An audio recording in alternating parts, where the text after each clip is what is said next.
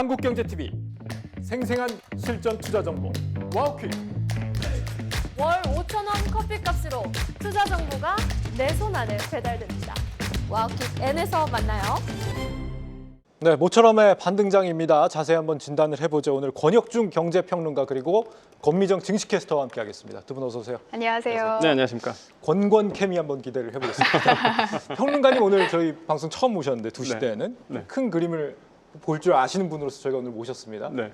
잘 좀 부탁드릴게요. 아, 그럼요. 네. 자주 나오시는 거죠 이제? 네. 기대를 해보고요. 수업이 없으면. 아, 예, 알겠습니다. 먼저 지금 시장 어떻게 돌아가고 있는지. 네. 우선은 반도체가 잘 버텨주고 있고요. 네. 우주항공이 오후장의 주인공으로 좀 떠오르고 있습니다. AI 버블로인 요즘 멀미가 날 것 같은데 주말장에 미국에서 기술주가 상승으로 마치었고요.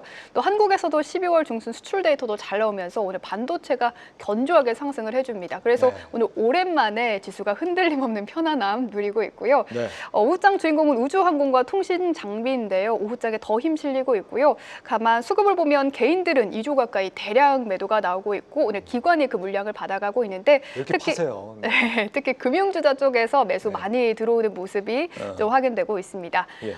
기관이 많이 사는 거 오늘 상승 테마와는 무관하게 반도체와 금융지주 쪽이에요. 전자닉스와 미래에셋증권 금융지주 많이 담고요. 코스닥에서는 반도체 소부장들을 많이 담습니다. 또 오후장 되면서 특징주 나온 거는 재룡전기인데요. 미국의 변압기 400억 원어치 팔았다라는 소식 냈습니다. 네. 기관 대비 매출 한 8% 규모인데 슈팅이 잠깐 나오더니 다시 원래 자리로 돌아가려는 건 아니고 그래도 4%대 네. 잠깐 슈팅이 나왔을 때 한 10%대까지 올랐다가 현재 4% 오르고 있고요. 또 특징주가 하나 더 있다면 한미 반도체인데요. 한미 반도체. 네, 국내에서 뭐 하나세미텍도 등장하고 TC본더 시장 점유율 파이를 나누는 거 아니냐 이런 우려가 있었는데 한미 반도체가 지난해에 이어서 올해 3분기까지 HBM TC본더 점유율 1위를 계속 유지하고 있다.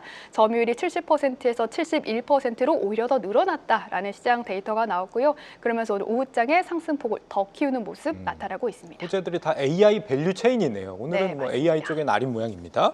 자, 산타랠리 기대감이 다시 좀 고개를 드는 것 같은데 네. 평론가님. 이제 뭐 악재가 없어졌다 앞으로 당분간 이렇게 봐야 될까요? 네, 그렇습니다. 뭐 시장에서는 이제 산타랠리 다시 기대감이 좀 높아지고 있는데 네. 제 개인적으로는 사실 코스피 시장에서는 그렇게 기대하지는 않습니다. 그래요? 오히려 이제 코스닥 시장에서 좀 기대를 하고 있는데 어. 일단 코스피 같은 경우에는 연초 대비 너무 많이 올랐어요. 한 60% 이상 올랐기 때문에 이미 뭐 산타랠리는 반영된 거 아닌가.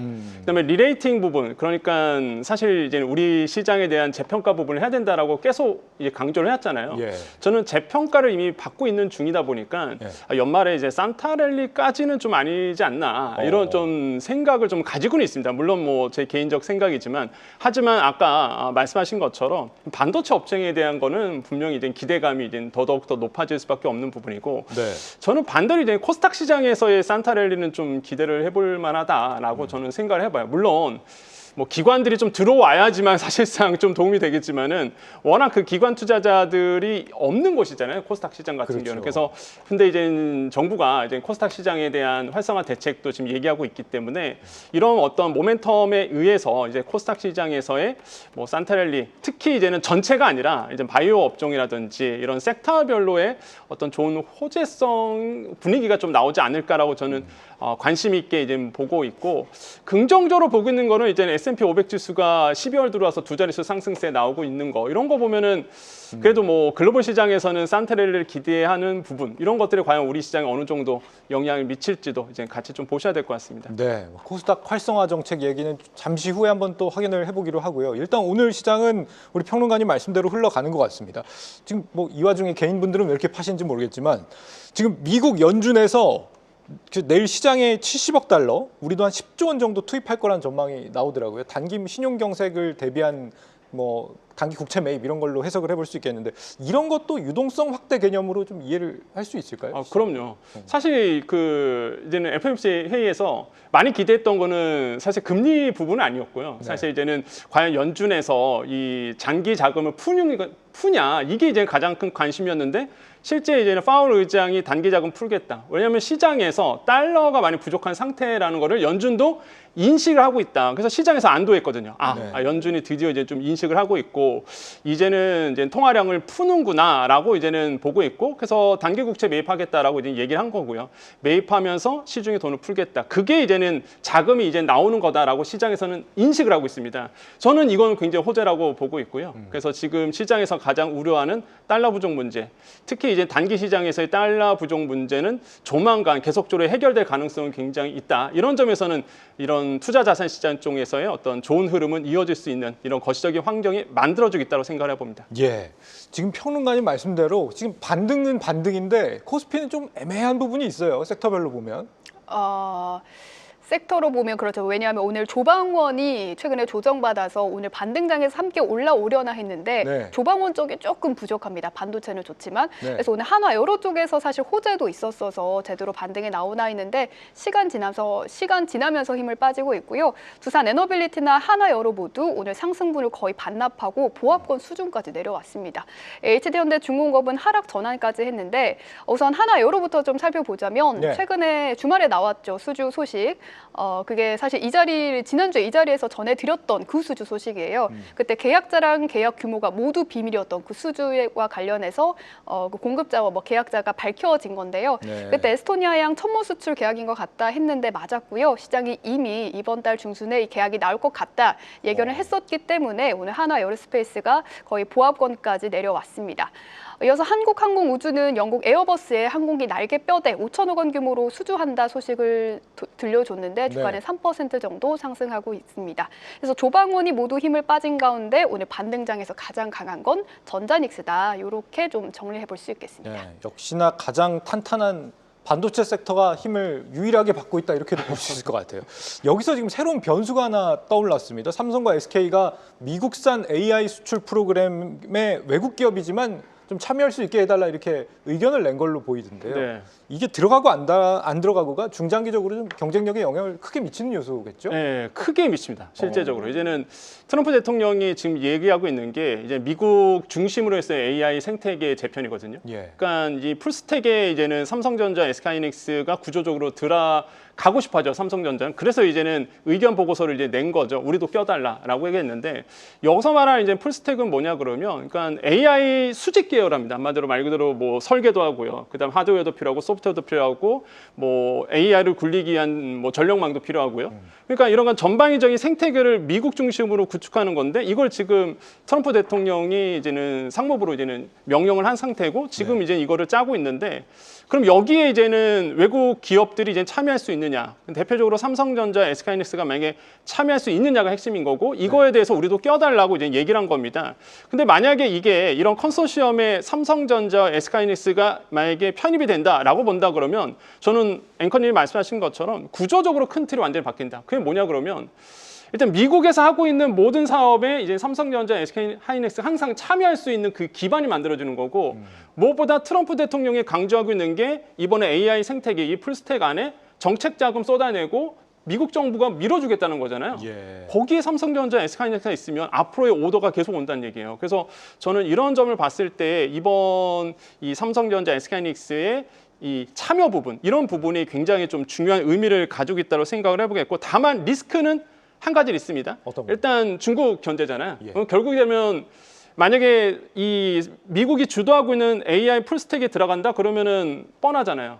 중국에 대한 시설 투자 규제 들어갈 것도 더더욱 통제가 심해질 겁니다. 우리가 이만큼 자금 수혈하니까 니네 중국에 대한 견제 같이 해. 그럼 이제는 우시 공장이라든지 아니면 삼성전자, SK하이닉스가 시안 공장이라든지 이 규제 좀 더 심해지겠죠. 이런 부분은 조금 리스크로 작용할 가능성이 굉장히 있다 이렇게 생각해 양면이 봅니다. 있군요. 네. 자, 이런 상황에서도 지금 조방원이 상대적으로 약하다는 이 부분을 우리가 주목을 해볼 필요가 있을 것 같은데 말씀하신 것처럼 올해 산타랠리에서 이쪽이 만약에 뭐 큰 재미를 못 본다라고 하더라도 내년에는 그래도 반도체와 조방원 올해 그 주도주 흐름이 계속 이어질 수 있겠느냐 네. 여기에 대한 의문이 계속 남거든요. 어떤 의견이세요, 평론가님? 그러니까 저는 조방원은 이제는 뭐 ETF로 가는 게 아니다. 저는 이런 생각을 해봅니다. 이게 많은 분들이 사실 ETF 묶어서 들어가신 분들이 좀 많았거든요. 근데 이제 선별로 해서 더 가야죠, 이제는. 종목별로. 종목별로 이제는 이익이 정말 잘 나오는 기업이냐. 그래서 내년에는 이제는 정말 이익을 영업이익을 좀 보셔야 된다. 더더욱 그렇게 좀 생각을 해보겠고 예. 물론 구조적으로는 흐름은 맞죠. 조방원 같은 경우에도 미국의 훈풍이 있기 때문에 항상 이제 이런 부분에서는 구조적으로 긍정적으로 보고 있으나 저는 좀 선별 작업이 이제는 필요해 보이고요. 저는 오히려 아까 말씀하신 것처럼 하나 에어로스페이스에 대한 강한 기대감을 개인적으로는 굉장히 갖고 있다. 그래요? 왜냐하면 지상도 있지만은 네. 이거 항공 우주로 더 파이가 넓어졌잖아요. 실제 이제 이번 연도 같은 경우가 봤더니 매출이 147%, 영업이익은 한 79%더 높아질 것으로 지금 시장에선 나오고 있습니다. 예. 그러니까 2024년에도 좋았고 2025년에도 좋고 그러한 이유는 지상 무기라든지 그걸 넘어서 이제는 우주항공까지도 더 시장이 넓어지고 있기 때문에 저 이런 점에서는 확실히 내년도에는 물론 뭐 다 좋아요. 반도체도 좋고 뭐 자동차도 좋고 하지만은 이런 그 하나 에어로스페이스에 대한 강한 기대감이 더욱더 느껴지고 아마 많은 분들이 잘 모르시는데 5년 전 주가랑 비교하면 3,100% 올랐습니다. 3,000%. 그러니까 대부분 모르세요. 잘 이게 5년 전 아마 주가 들고 계신 분들 다 공감하실 텐데 뭐 그때 3만 원인가 4만 원 막 이랬단 말이에요. 근데 지금 보시면 아시겠지만 3,000%가 넘어섰습니다. 그래서 소모가 옵니다. 아 이게 정말로 기대치가 굉장히 더더욱 이제 커지고 있다 이렇게 생각을 해봅니다. 네. 네, 또 우주 항공주 역시 내년에 좀 주목해야 할 테마가 아닌가 이런 생각이 드는데요. 오늘 우주항공. 우주 항공주가 오후장에는 확실히 주인공의 역할을 좀 해주는 것 같습니다. 특히 미래에셋벤처는 오늘 대표가 지분을 절반가량 정리했다라는 소식이 나왔는데도 상한가에 걸리면서 오늘을 포함해서 일주일간 100% 넘게 오르는 모습도 나타나고요. 실제 우주항공주 관련한 종목들로는 스페이스X의 제품 공급하고 있다는 캔코아 에어로스페이스가 오후장에 상한가 들어간 모습이고요. HVM 같은 종목들 역시 꽉 찬 양봉을 그려주고 있습니다. 캔코와 에어로스페이스는 최고가가 21,000원이라서 이 부분 잘 체크해 보시면 되겠고요. 우주항공주가 잘 가니까 인텔리안테크, 오이솔루션 같은 통신 장비 종목까지 확산되고 있는데요. 네. 여기도 오후장의 힘을 더 받아가고 있습니다. 내년 상반기 우주항공 쪽 스케줄을 엄브렐라 리서치 쪽에서 정리해 주셔서 들고 왔는데요. 2월과 6월에 특히 많이 몰려 있더라고요. 2월에는 미국 쪽 이슈가 많고요. 6월에는 한국 쪽 일정들이 많아서 함께 체크해 보시면 되겠습니다. 네. 코스피가 지금 반도체 쪽으로 쏠리고 있다면 지금은 이렇게 코스닥은 우주 우주항공. 이런 쪽에 더해서 뭐 로봇, 바이오, 의료, AI 이런 쪽이 좀 주름을 잡고 있습니다.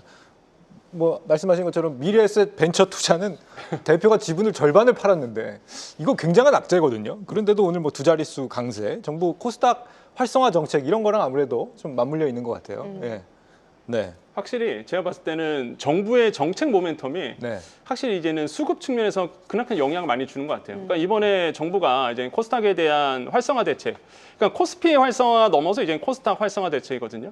여기서 기대해 볼 만한 게 이제는 기관 자금들입니다. 특히 이제 연기금에 과연 이제 코스닥에 투자가 들어가느냐가 이제는 가장 큰 핵심인데 정부의 지금 안을 본다 그러면 네. 일단 금융위가 밝힌 건데 펀드 운용 평가에 대해서 이 코스닥에 대해서 얼만큼 이 평가 퍼센테이지를 높여가느냐 이거를 좀 관심 있게 보겠다. 그 뜻은 뭐냐면 이제 연계금이 어느 정도 이제 코스닥 활성화에 도움을 줄 수 있느냐. 그래서 자금이 아마 투자가 될 거라고 저는 보고 있거든요. 지금 아시겠지만 기관 투자자들의 코스닥에서 한 4.5%밖에 안 됩니다. 그러니까 그러니까 파이가 그러니까 너무 적어요, 사실. 그러다 보니까 연기금이 만약에 코스닥에 대량으로 돈을 들고 들어온다라고 본다 그러면 이거 수조 원짜리 자금이 수혈되는 거거든요. 그래서 저는 만약에 정부의 정책이 활성화 대책이 정말 실현 가능성으로 옮겨간다 그러면 저는 코스닥 쪽에서 이제 말씀하신 것처럼 우주항공도 좋고 저는 특히 바이오 쪽에 가장 관심이 좀 갈 수밖에 없는 저는 그런 상황으로 가지 않을까 이렇게 보고 있습니다. 지금 코스닥 기관이 4%대 정도밖에 없나요? 예, 지금 퍼센테이지를 보니까 한 4.5% 수준이거든요.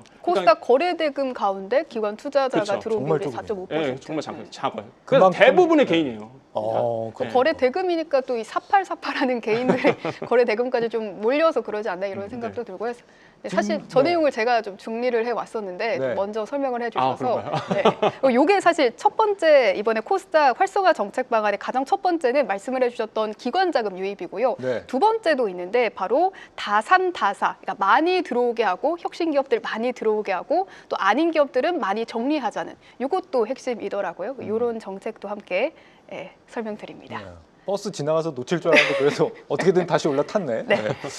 자, 지금 앞서서 이제 뭐 미래에셋 벤처 투자 같은 경우 뭐 지금 이 소식을 좀 전해드렸지만 벤처 투자 쪽이 좀 대세가 분명해 보이긴 하거든요. 지금 보면 또 크래프톤, 네이버, 미래에셋 증권이 합쳐서 조단위 유니콘 상장 투자 펀드를 조성했다. 뭐 이런 소식도 들리던데 이렇게 혁신 투자를 하는 기업들의 성장성이 앞으로 좀 올라간다. 기업 가치가 좀 높아진다. 이렇게도 볼 부분도 될까요? 네, 그러니까 저도 이번에 좀 기대하고 있는 게 뭐 이미 여러분께서 다 들으셨지만 150조 원 이상의 이제 국민성장 펀드, 거기에 더 나아가서 이제 코스닥에 실제적으로 이제는 이런 상장, 그러니까 예비 상장 부분이겠죠. 이런 벤처 투자 부분에 VC들한테 이제는 과감한 투자 부분들이 들어가는 부분, 이런 점들이 저는 굉장히 중요할 것 같고요. 지금 뭐 자료 화면도 나오고 있지만은 뭐 연기금 평가 기준 개선한다는 부분, 그다음에 아까 말씀한 것처럼 이렇게 바이오에서 AI, 에너지, 우주 확대 부분을 계속적으로 기술 특례 상장이 넘어가는 부분, 네. 확대되는 거죠.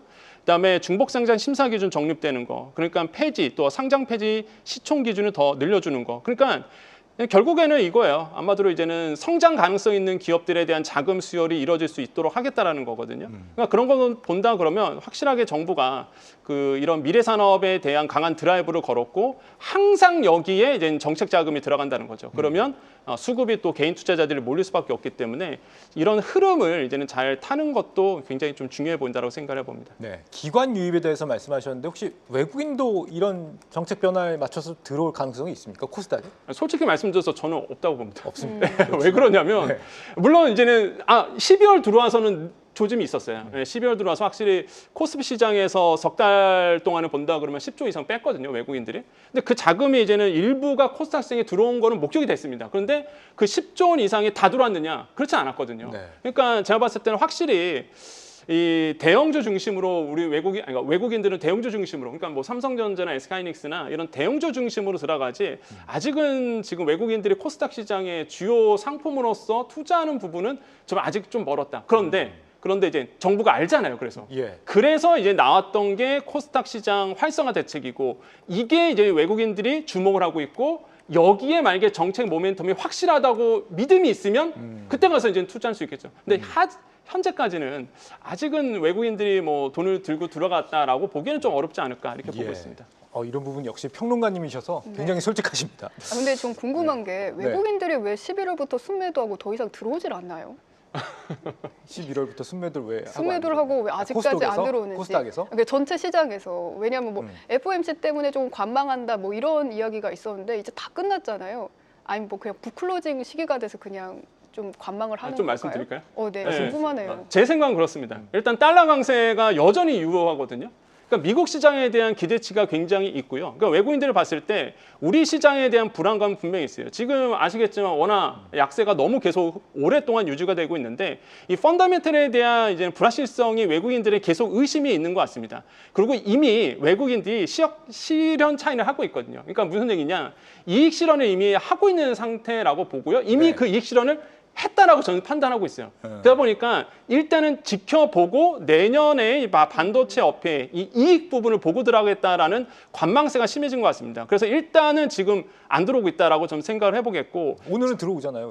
오늘은 좀 들어오죠. 그래서 이런 부분에 대해서 좀 볼 필요가 있겠고, 그래서 저는 좀 걱정스러운 게 환율 부분이라는 거죠. 그러니까 환율이 계속 너무 높다 보니까 우리 펀더멘털에 대한 외국인들의 의구심이 있는 거 아닌가.